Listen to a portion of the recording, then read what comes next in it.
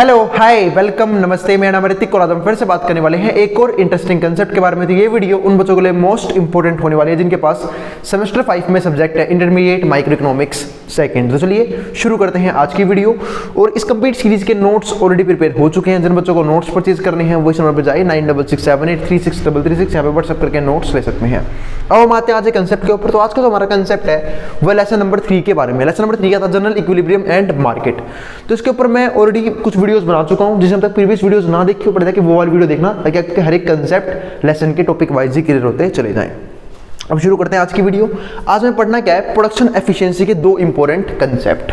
तो production efficiency क्या होती है इसकी बात मैंने की थी प्रीवियस वीडियो में। तो इसमें मैं दो टॉपिक कौन से पढ़ना है? एक तो मैं पढ़ना है कॉन्ट्रैक्ट कर्व और एफिशिएंसी प्रोडक्शन सेट। मतलब इसका मतलब क्या होता है? एक तो मैं ये समझना होगा। दूसरा पेरेटो एफिशिएंसी इन प्रोडक्शन, ये क्या चीज होती है ये हमें समझना है। और दोनों का आपस में क्या है? इंटर रिलेशन भी देखना है कि कैसे ये दोनों एक दूसरे से क्या है? इंटर रिलेटेड है। तो आज की वीडियो में हमारा सिर्फ मात्र ये दो कंसेप्ट रहेंगे और ये हमारे प्रोडक्शन एफिशिएंसी के यही सिर्फ दो कंसेप्ट हैं, क्योंकि इसका एक कंसेप्ट मैं प्रीवियस वीडियो में करवा चुका था। अब देखते हैं क्या होता है हमारा कॉन्ट्रैक्ट कर्व और एफिशिएंसी प्रोडक्शन सेट। आप लोगों को याद होगा ये मैंने ऐसा ही कुछ कर्व मैंने कल की क्लास में ही बनवाया था, पर कल की क्लास में वो कर्व थोड़ा सा सिंपल था और आज का थोड़ा सा टॉपिक क्या है? कॉम्प्लिकेटेड है। अब हम यहाँ पे बात किसी कर रहे हैं दो गुड्स की, क्योंकि एक सिंपल सी बात है, हम यहाँ पे बात करें जनरल इक्विलिब्रियम की। हम यहाँ पे बात नहीं कर रहे पार्शियल इक्विलिब्रियम की, क्योंकि पार्शियल इक्विलिब्रियम में क्या होता है? वहां पे हम सिर्फ या तो एक गुड्स की बात करते हैं, एक मार्केट की बात करते हैं, एक कंज्यूमर की बात करते हैं, एक प्रोड्यूसर की बात करते हैं। लेकिन अगर हम बात करें जनरल इक्विलिब्रियम की तो यहाँ पे हम पूरी इकोनॉमी के बारे में बात करते हैं, यानी कि जितने गुड्स कंज्यूम हो रहे हैं सबकी बात करते हैं, जितने गुड्स प्रोड्यूस हो रहे हैं सबकी बात करते हैं और सबके इक्विलिब्रियम की बात करते हैं। तो इसलिए यहाँ पे हम दो गुड्स के बारे में बात करेंगे, एक तो गुड्स एक्स और एक हमारा क्या है? Goods Y. अब बात आई कि भैया प्रोडक्शन एफिशिएंसी का मतलब क्या होता है? देखो एक सिंपल सी बात है, बहुत सारे प्रोड्यूसर हैं, बहुत सारी इकोनॉमीज हैं, अलग अलग इकोनॉमी है हमारे वर्ल्ड के अंदर। कुछ कंट्री वेल डेवलप्ड है, कुछ वेल डेवलप नहीं है, यानी कि कुछ डेवलपिंग स्टेट के अंदर है। तो वो सब किस पे डिपेंड करता है? प्रोडक्शन की एफिशिएंसी पे। मतलब कुछ ऐसे हैं जो कम इनपुट लगाते हैं और ज्यादा आउटपुट जनरेट करके ले जाते हैं, और कुछ ऐसे हैं ज्यादा इनपुट लगाने के बावजूद भी ज्यादा आउटपुट जनरेट नहीं कर पाते, ज्यादा प्रोडक्शन नहीं कर पाते। तो प्रोडक्शन एफिशिएंसी का सिंपल सा मतलब ये है कि कम से कम इनपुट में, यानी कि कम से कम कॉस्ट में ज्यादा से ज्यादा प्रोडक्शन करने की हमें कोशिश करनी चाहिए। इसी को हम क्या बोलते हैं? Production efficiency. तो अब यहां पे समझते हैं। अब बात है इस कॉन्ट्रैक्ट कर्व का क्या रिलेशन है? देखो यहाँ पे अलग गुड्स हैं, जैसे कि ये देखो, ये है एक्स नोट का कर्व। एक्स नोट क्या है? यानी कि गुड एक्स का एक। फिर ये हमारा क्या आ जाएगा यहाँ पे x1, ठीक है। फिर हमारे पास क्या है? x2, फिर क्या है? x3, फिर क्या है? x4। ऐसे ही उस तरफ से क्या आ रहा है? y note, y1, y2, y3, y4। तो ये दिखा रहा है डिफरेंट कॉम्बिनेशन। मतलब हमारे पास जो भी कैपिटल है, जो भी लेबर है, उसके अंदर हम जो है वो कितनी क्वांटिटी गुड x की प्रोड्यूस कर सकते हैं और कितनी क्वांटिटी गुड्स y के प्रोड्यूस कर सकते हैं। तो ये दोनों में क्या दिखा रहा है? रिसोर्सेज का एलोकेशन। गुड्स x में कितना है, गुड्स y में कितना है, गुड्स x में कितनी कैपिटल कंज्यूम हो रही है, गुड्स y में कितनी कैपिटल कंज्यूम हो रही है, गुड्स x में कितने लेबर लगाई जा रही है और गुड्स Y की प्रोडक्शन के लिए कितने लेबर लगाए जा रहे हैं। तो ये दिखा रहा है different combinations of both goods. अब यहाँ पे देखो, जो ये OXLO है ये क्या दिखा रहा है? टोटल लेबर जो अवेलेबल है, और OXKO क्या है? टोटल कैपिटल जो अवेलेबल है। इसकी बात मैंने प्रीवियस वीडियो में भी की थी। अब उसके हिसाब से हमारे लिए सबसे एफिशिएंट मेथड क्या होगा? अब मैंने आपको एक बात समझाई थी, अगर आप लोगों को याद हो, कि रिसोर्सेज जो हैं वो लिमिटेड हैं। अगर आपको एक की प्रोडक्शन बढ़ानी है, दूसरे की प्रोडक्शन कम करनी पड़ेगी, जब भी वो बढ़ाया जा सकता है। या फिर एक सिचुएशन और होती है, उसको क्या बोलते हैं? पेरेटो इंप्रूवमेंट, कि आपको फिर दोनों की प्रोडक्शन इंक्रीज करने के बारे में सोचना पड़ेगा, तब जाए कहीं ना कहीं दोनों की प्रोडक्शन राइज करेगी। वरना अगर आप सिर्फ एक की प्रोडक्शन राइज करने की कोशिश करोगे तो दूसरे की भी कम होगी, और दूसरे की राइज करोगे तो पहले वाली ही कम हो जाएगी। मतलब गुड्स x के प्रोडक्शन बढ़ाओगे तो गुड y कम हो जाएगा, और गुड y की प्रोडक्शन बढ़ाओगे तो गुड्स x कम हो जाएंगे। तो इस तरीके से काम चलता है यहाँ पे। तो इसलिए हमने क्या बनाया? कर्व बनाया है। अब यहाँ पे देखा जाए तो ये क्या हमारा क्या है? General equilibrium under production. तो ये हमारा जनरल इक्विलिब्रियम दिखा रहा है प्रोडक्शन के अंदर। अब देखो यहाँ पे क्या क्या पॉइंट्स है इंपॉर्टेंट। तो movement from T to Q involve shifting some labour from good x to good y। अगर हम यहाँ पे देखें तो T पॉइंट हमारा ये है। अगर हम T से Q की तरफ मूव कर रहे हैं, इस बात का मतलब क्या है? कि कहीं ना कहीं जो लेबर है गुड x से y की तरफ शिफ्ट किए गए हैं।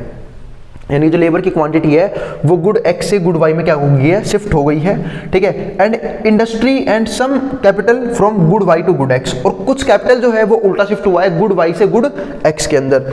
Industry increasing outputs of both commodities at no additional cost, और नो एडिशनल कॉस्ट। तो यहाँ पे कोशिश क्या कर रहे हैं हम कि कहीं ना कहीं कमोडिटी की जो प्रोडक्शन है उसमें इंक्रीमेंट लाया जाए बिना किसी एडिशनल कॉस्ट के, यानी कि बिना किसी लागत के, बिना किसी एडिशनल खर्चे के हम कोशिश करें कि क्या कर सकें, हम इंक्रीज कर सकें आउटपुट के लेवल को। इसके बाद such a resource allocation efficient in some sense that output of one commodity can not be increased without decreasing the output of other. ये बात मैंने आपको भी समझाई थी कि एलोकेशन एफिशिएंट ये बात कहता है कि अगर आप किसी भी तरीके से एलोकेशन कर लो, अगर वो एफिशिएंट है, तो अगर आप एक की प्रोडक्शन को इंक्रीज कर रहे हो तो दूसरे की प्रोडक्शन क्या हो जाएगी, कम हो जाएगी। सपोज करो, मैं आपको एग्जांपल देता हूं कि भाई एक फार्मर है, वो अगर मान लो वो 100 एकड़ पे क्या कर रहा है, फार्मिंग कर रहा है, या फिर एक फार्म है जहाँ पे 100 एकड़ पे फार्मिंग हो रही है। सपोज करो फिलहाल जो है 50 एकड़ जो है वो डिवाइड कर रखा है ओनियन की प्रोडक्शन के लिए, प्याज की प्रोडक्शन के लिए, और जो 50 एकड़ है वो डिवाइड कर रखा है आलू की प्रोडक्शन के लिए। तो अगर मुझे सिंपल सी बात है, अगर मुझे आलू की प्रोडक्शन बढ़ानी है तो मुझे क्या करना पड़ेगा, प्याज की प्रोडक्शन में कम लैंड लगाना पड़ेगा। तो सपोज करो मैंने 70% में आलू उगाना शुरू कर दिया और बाकी 30% में क्या उगाना शुरू कर दिया, प्याज उगाना शुरू कर दिया, और मैं इसका उल्टा भी कर सकता हूँ चाहूँ तो इससे हमने क्या सीखा कि लैंड हमारे पास लिमिटेड है, तो अगर हमें एक की प्रोडक्शन को राइज करना है तो दूसरे की प्रोडक्शन अपने आप ही कम हो जाएगी। तो ये बात यहां पे हमने ये समझी, क्यों, क्योंकि रिसोर्सेज हमारे पास क्या लिमिटेड है, हमारे पास कैपिटल लिमिटेड है, यानी कि पैसा लिमिटेड है, और दूसरी बात पैसा लिमिटेड होने के साथ साथ हमारे पास जो लेबर है वो भी क्या है, लिमिटेड है। तो ये बात हमारे यहाँ से क्लियर हो गई। तो ये हमारे डिफरेंट पॉइंट्स हैं। सपोज करो हमारे पास एक ये R पॉइंट है, ये M पॉइंट है, पर ध्यान रखना ये M, Q और N, ये तीनों पॉइंट काफी इंपॉर्टेंट है। तीनों पॉइंट क्यों इंपॉर्टेंट है, क्योंकि ये दिखाते हैं एफिशिएंट यूज ऑफ रिसोर्सेज। खासकर Q तो हमारा मोस्ट इंपॉर्टेंट है, क्योंकि Q सबसे ज्यादा एफिशिएंट रिसोर्सेज को दिखाता है कि यहाँ पे जो है जो आउटपुट है वो मैक्सिमम जनरेट हो रहा है। और जो तीनों पॉइंट है ये क्या दिखा रहा है, efficient use of capital and labour. तो उम्मीद है आपको एक कर्व याद रहेगा, और ये कर्व आपको शॉपिंग में बनाना ही पड़ेगा। तो ये कॉन्ट्रैक्ट कर्व है और एफिशिएंसी प्रोडक्शन सेट है। अब आगे समझते हैं हम यहाँ पे अगला टॉपिक, अगला पॉइंट हमारे पास क्या है, पेरेटो एफिशिएंसी इन प्रोडक्शन। अब ये पेरेटो एफिशिएंसी इन प्रोडक्शन क्या है वो डिस्कस करते हैं। तो यहाँ तो ये हमारा टॉपिक हो गया कंप्लीट, ठीक है। अब इसमें क्या है, तो factors of production should be so allocated that through any री allocation it will not be possible by increase the output of any commodity without decreasing the output of other commodity. तो देखो इसने भी सेम बात बोली, मतलब Pareto एक नया इकोनॉमिस्ट है, इसने भी वही सेम बात बोली जो यहाँ पे लिखी हुई थी। उसने क्या बोला कि फैक्टर ऑफ प्रोडक्शन जो है वो हमारे पास क्या है, हम इस तरीके से एलोकेट करनी चाहिए और एलोकेशन होगा भी इस तरीके से कि अगर हमें एक का प्रोडक्शन इंक्रीज करना है, अगर मुझे एक का आउटपुट जनरेशन इंक्रीज करना है तो दूसरे का अपने आप क्या हो जाएगा, डिक्रीज होगा ही होगा। इसी को क्या बोला उसने, पेरेटो एफिशिएंसी इन प्रोडक्शन। और या फिर एक तरीका और है कि आप अगर आप दोनों की प्रोडक्शन को बढ़ाने के बारे में सोचते हो तब वो बात अलग हो जाती है, लेकिन अगर आप सिर्फ एक की प्रोडक्शन बढ़ाओगे दूसरे की अपने आप क्या हो जाएगी, कम हो जाएगी।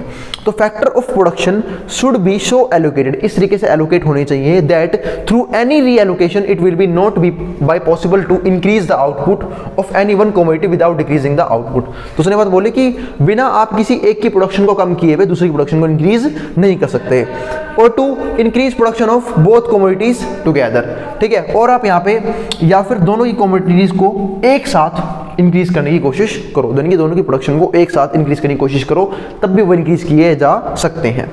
अब यहाँ पे एक पॉइंट और इंपॉर्टेंट आता है पेरेटो एफिशिएंसी का, वो क्या है ये। अब बात है भैया ये क्या है, उसके लिए आपको कुछ चीज समझनी होगी। एक तो हमारा होता है MRT, MRT का मतलब क्या होता है पहले वो समझते हैं, MRT। और एक हमारे पास क्या होता है, अपॉर्चुनिटी कॉस्ट, अपॉर्चुनिटी कॉस्ट। अब ये दो टॉपिक समझते हैं पहले हम यहाँ पे। देखो अपॉर्चुनिटी कॉस्ट का मतलब एक सिंपल सी बात ये होती है कि आपको एक नेक्स्ट अपॉर्चुनिटी पे जंप करने के लिए क्या कॉस्ट चुकानी पड़ रही है। मैं आपको एग्जांपल देता हूं इस बात का। सपोज करो कि आप कहीं में जॉब कर रहे हो और आपकी सैलरी है यहाँ पे 20,000 पर मंथ, ठीक है, और आपको किसी नई जॉब का ऑफर आया किसी बी फॉर्म से, ये आप किसी ए फॉर्म में जॉब कर रहे हो, आपको बी फॉर्म से ऑफर आया कि हम जो है ना आपको इससे ज़्यादा सैलरी देंगे। उन्होंने बोला कि हम आपको 30,000 रुपये सैलरी देंगे, ठीक है, तो और आपको बस हमारी फॉर्म ज्वाइन करनी है, मतलब सैलरी आपको बढ़ के मिल रही है। तो एक सिंपल सी बात है, आपने क्या देखा कि भाई अगर मुझे 20 इस अपॉर्चुनिटी को अपने अंडर लेके आना है, मतलब अगर मुझे यहाँ पे जॉब कर रहा है तो मुझे सिंपल सी बात है वाली जॉब छोड़नी पड़ेगी। तो ये जो 20,000 की जॉब, जो 20,000 की जॉब आपके हाथ से जा रही है, ये आपकी क्या है, अपॉर्चुनिटी कॉस्ट। क्योंकि भाई आप दोनों जगह काम तो कर नहीं सकते, क्योंकि आप एक ही पर्सन हो, तो आपको एक ही जगह काम करना होगा। तो अगर आपने यहाँ की जॉब छोड़ी तो आपको यहाँ पे क्या मिलेगा, हज़ारा पैसा मिलेगा, तो आपने यहाँ पे ज्वाइन कर लिया। तो ये जो 20,000 का है आपकी क्या है, अपॉर्चुनिटी कॉस्ट, ताकि आप 10,000 रुपये एडिशनल अचीव कर सको।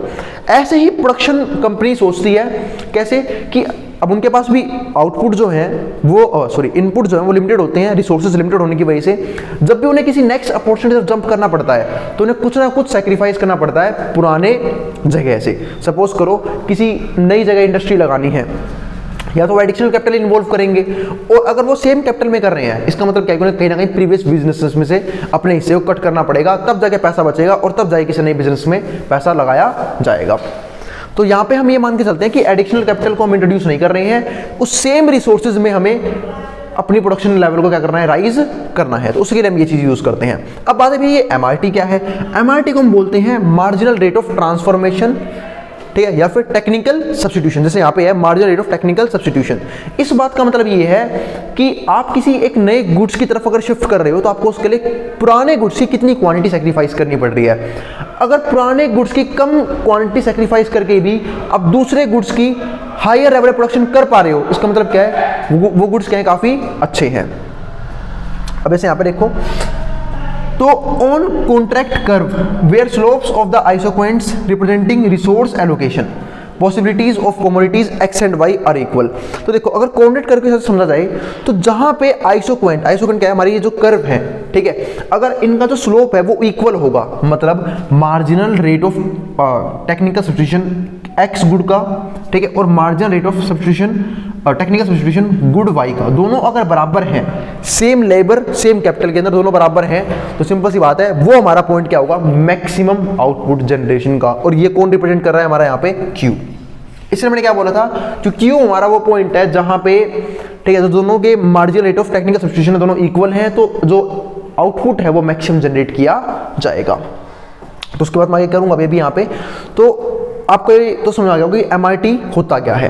MRT का सिंपल सा मतलब क्या है कि भाई आप कितना सेक्रीफाइस करें, कितना गेन करने की कोशिश कर रहे हो, ठीक है। अब जैसे मैं आपको इसमें एग्जांपल देता हूँ वैल्यू से। सपोज करो कोई दो गुड्स हैं, कहाँ पे दूँ, प्लॉट भी खाली नहीं है, ठीक है, तो चलो यहीं पे करते हैं। सपोज करो दो गुड्स हैं P और Q, तो P पे मान लेते हैं, यहाँ पे हम पहले 100 क्वांटिटी जो है इसकी जनरेट कर रहे थे P की। P कोई भी प्रोडक्ट है, हमने Q की 0 रखी थी, ठीक है, मैंने P की 90 कर दी, Q की जो है वो जनरेट होने शुरू हो गई 40, मैंने इसकी 80 करी, जनरेट हो गई 80, ठीक है। तो इस तरीके से क्या हो रहा है, अब यहाँ पे ध्यान से देखो, तो हम सेक्रीफाइस कम का कर रहे हैं और हमें गेन क्या मिल रहा है, ज़्यादा का मिल रहा है। तो ऐसे केसेस जो है ना वो बिजनेसेस के लिए काफ़ी अच्छे होते हैं कि अगर सेक्रीफाइस कम इनपुट करना पड़े और जो आउटपुट आ रहा है वो क्या आ रहा है, ज़्यादा आ रहा है। इस बात का मतलब ये है कि दूसरे बिजनेस में पैसा ज़्यादा था, वहाँ पे प्रोडक्शन ज़्यादा हो रही है कम इनपुट्स लगा के भी, तो इसी को हम क्या बोलते हैं, प्रोडक्शन एफिशिएंसी, ठीक है। लेकिन सपोज करो मैं इसका उल्टा कर दूँ कि भाई यहाँ 100 से मैंने 70 क्वांटिटी कर दी, यहाँ पे सिर्फ 10 जनरेट हो रहा है, यहाँ पे मैंने 70 से और कम करी, मैंने यहाँ पे 30 कर दी, यहाँ पे 20 हो गया, तो इसका कोई खास प्रॉफिट है नहीं, क्योंकि अब की बार जो है मुझे सेक्रीफाइस ज़्यादा करना पड़ रहा है और जो क्वांटिटी गेन हो रही है वो बहुत कम हो रही है। इस बात का मतलब ये है कि यहाँ पे कहीं ना कहीं बिजनेसेस को जो है वो इनपुट ज़्यादा डालने पड़ रहे हैं और आउटपुट कम जनरेट हो रहा है। इसका मतलब ये जो प्रोडक्शन है वो एफिशिएंट नहीं है, ठीक है। अब आगे समझते हैं, तो ये हमारा पॉइंट है। तो इसी को हम क्या बोलते हैं यहाँ पे, margin rate of technical substitution. इसके लिए मैं आपको एक एग्जांपल समझाता हूँ।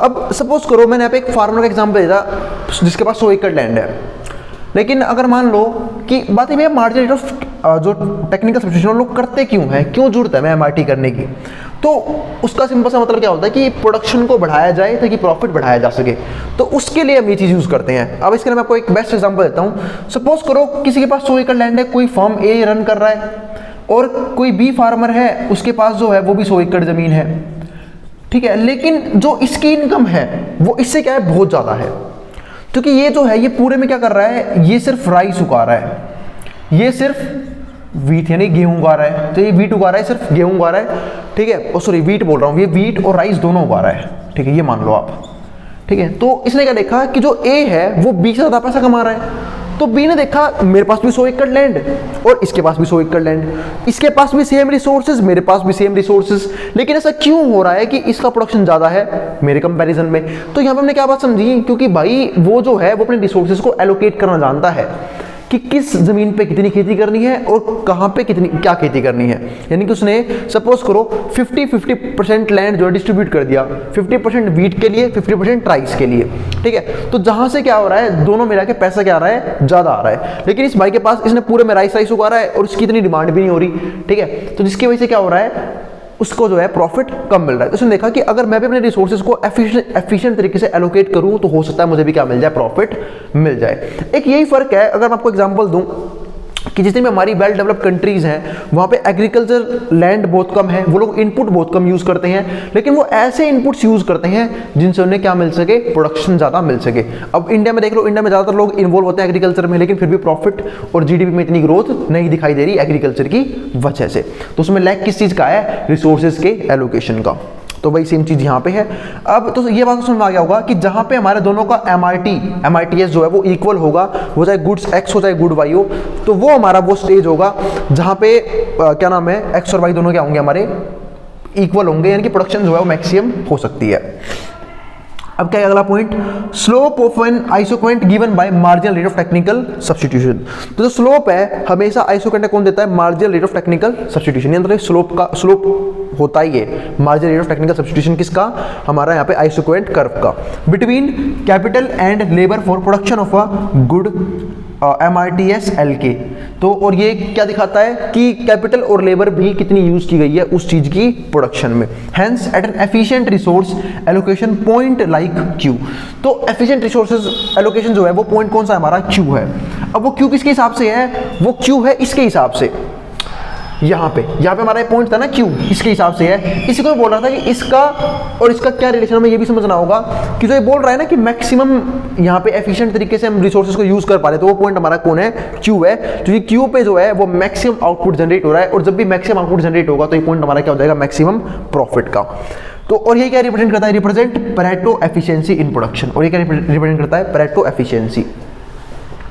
इसके बाद हमारा अगला पॉइंट क्या आता है, final equilibrium will be depend on initial allocation of resources. अब जो फाइनल इक्विलिब्रियम है वो डिपेंड करता है किस पे, एक तो इनिशियल एलोकेशन ऑफ रिसोर्सेज पे, कि आप इनिशियली अपने रिसोर्सेज को कैसे एलोकेट कर रहे हो। क्योंकि देखो बिजनेसेस का या फिर जो प्रोडक्शन का हमेशा जो स्टार्ट होता है वो इनिशियली हम कर देते हैं, मतलब उसका जब तक बेस हम बड़े तरीके से नहीं क्रिएट करेंगे तो फ्यूचर में ग्रोथ हमें इतनी अच्छी नहीं मिलेगी। तो इनिशियल एलोकेशन जो है वो काफी इंपॉर्टेंट होता है रिसोर्सेज का। और वो पॉइंट कौन सा है हमारे पास, यहाँ पे T। ये T दिखा रहा है, अच्छा T यहाँ नहीं है, T हमारा यहाँ पे है। ये T दिखा रहा है कि कितना पैसा जो है हम यहाँ पे इन्वॉल्व करें इनिशियल एलोकेशन में।